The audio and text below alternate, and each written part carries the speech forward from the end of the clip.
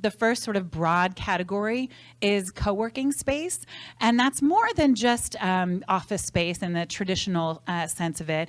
They're really about curated communities, right? So we're not looking for homogenous communities, but communities where the members have something in common. They share some kind of a passion. And so you're typically renting some flexible office space, whether you're there every day or just once a week. But here's a few examples. Impact Hub, ThinkSpace, WeWork, Surf Incubator, we're going to talk about in a second, Seton.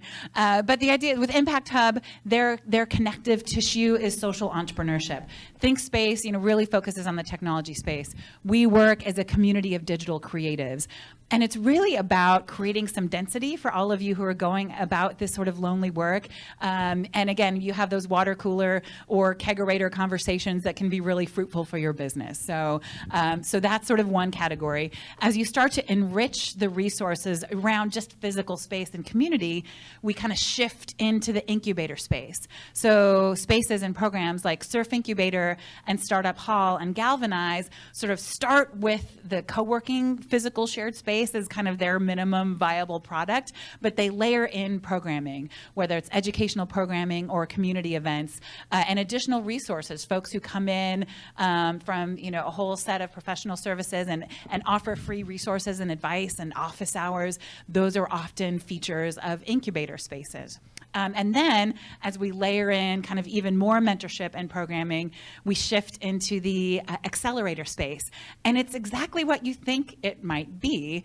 They're designed to accelerate your progress as an entrepreneur. And so take all of those resources. It's typically cohort-based education where you're going through a program with another, number of other entrepreneurs.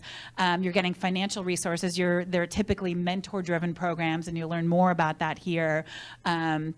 And they really, in 3 to 5 months are accelerating your path, typically to financing and customer acquisition. So really great stuff there.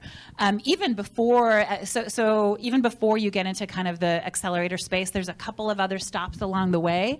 The Next program, which was born out of kind of Startup Weekend, is billed as a pre-accelerator program. So before you're ready for an accelerator, it helps you think about how you're going to acquire customers and validate your market. Founder Institute, another accelerator. For those of us who haven't quit our day jobs yet, but we're kind of the weekend warriors and working on our projects outside of work, and it helps us decide whether or not our business plan holds water and we could quit that day job and really pursue the startup dream full time. And then here tonight, you're going to meet some folks from Microsoft Ventures and 9 Mile Labs, which are that kind of accelerator model that provide all of those resources and again, kind of access to capital as well.